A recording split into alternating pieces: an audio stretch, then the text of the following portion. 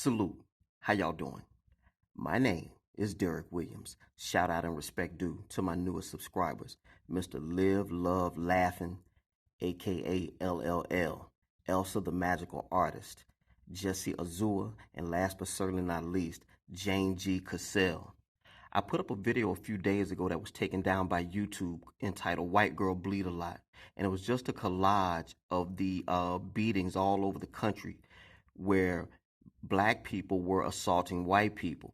And this is a phenomenon that you don't often see reported with the same fervor as if white people perpetrate these acts of violence towards black people. And I just thought that that was interesting. And so when I saw this gentleman write this book about 10 years ago, I just was always fascinated by this phenomenon because you don't see it pretty much reported in the news, but it does go on quite often. And instead of showing the violence, because obviously YouTube censors everything now, I thought it would be instructive to go to the horse's mouth itself. So I had to go do some digging, and I actually found an interview from the author. His name is Colin Flaherty. And the impetus for the book, apparently, a mob of black teenagers assaulted a white young girl, and she was beaten. And upon seeing all the blood that the victim lost, one of the assaulted said, "Damn, white girl bleed a lot." And that's where the title of the book comes from. So the title of this presentation, again, will be called White Girl Bleed a Lot. And I'm just one man in the comment section on YouTube. You can look at this for yourself, and as I always say, you judge. All y'all take care. Greenville, Mississippi till I die. Welcome back. Our guest tonight is Colin Flaherty. He's a journalist for WorldNet Daily and also the author of White Girl Bleed a Lot. He joins us now via Skype. Thanks for joining us, Colin. Honored to be here. So tell us a little bit about your book and what prompted you to write it. White Girl Bleed a Lot, the return of racial violence to America and how the media ignore it, is about an epidemic of black mob violence all over the country.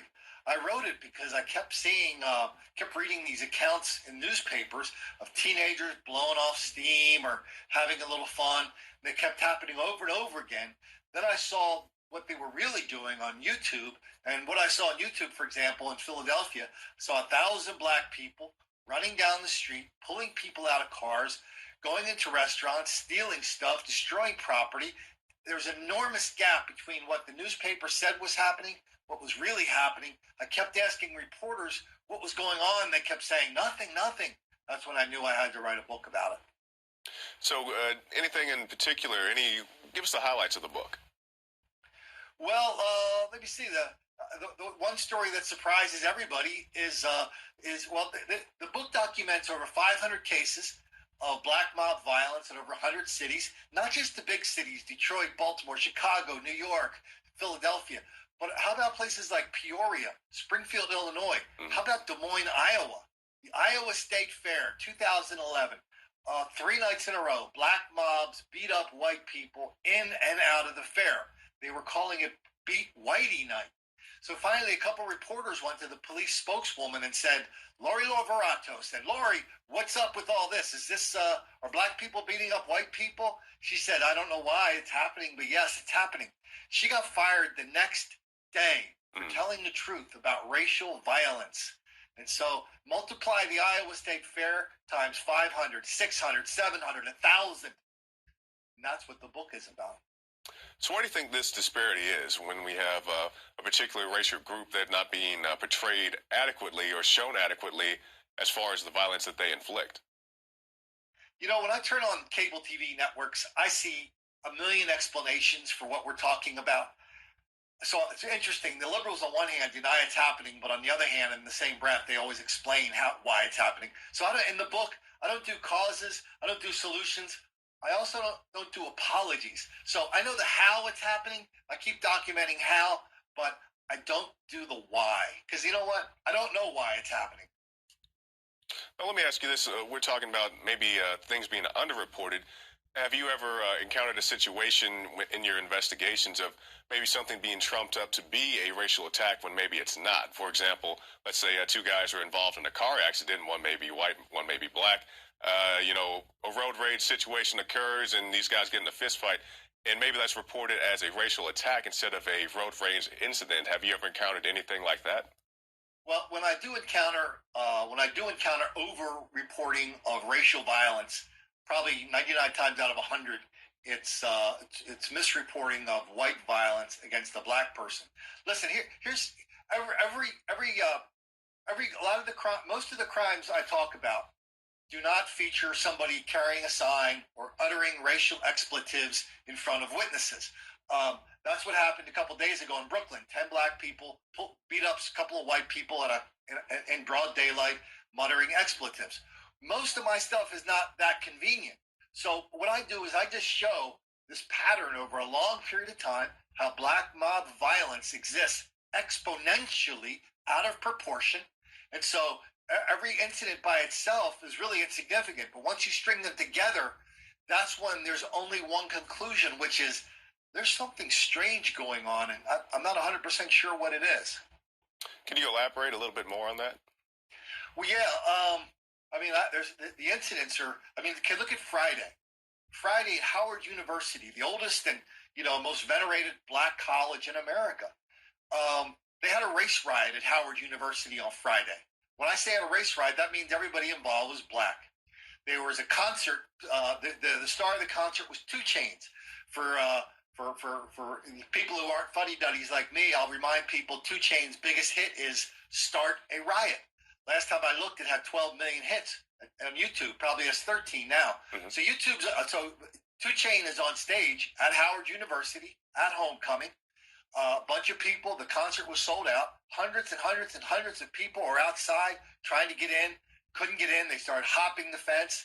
They started breaking the fence down, fighting with police.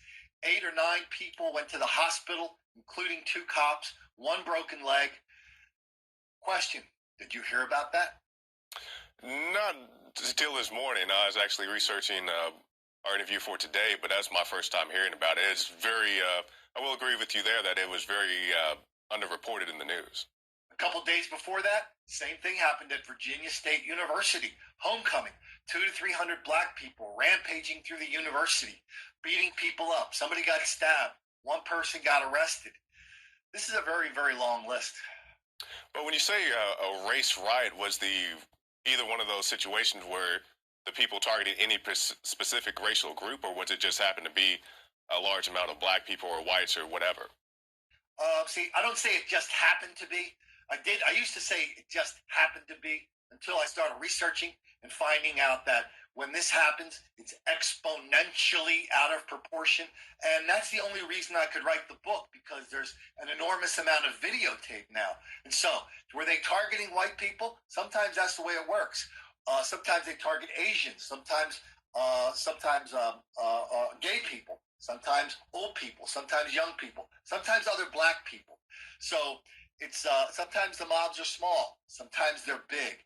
But there's always one thing. The central organizing feature of much of this violence is that the people involved are black, exponentially out of proportion, many on video. And that's why I wrote the book, because too many people and newspaper business were way too invested in not talking about it. Okay, well, our time is short, so just tell us where we can find your book and your other works, and what else do you have coming up next? My book's easy to find. It's at Amazon, Barnes & Noble. It's at the Infowars.com store. I write for my stories primarily appear at WND.com. They also appear at Infowars, Front Page, American Thinker. Thomas Sowell just wrote a big column about it. My book last week. Alan West posted it on his Facebook page saying, finally, a reporter who's tough enough to look at these stories. There's a lot of stories out there, and nobody's talking about it. And the psychiatrists tell us we're only as sick as our secrets. There's a lot of sick things in this country masquerading as normal. That's what this book is about. All right, Colin Flaherty, White Girl Bleed a Lot. Thank you for your time, sir. An honor to be here.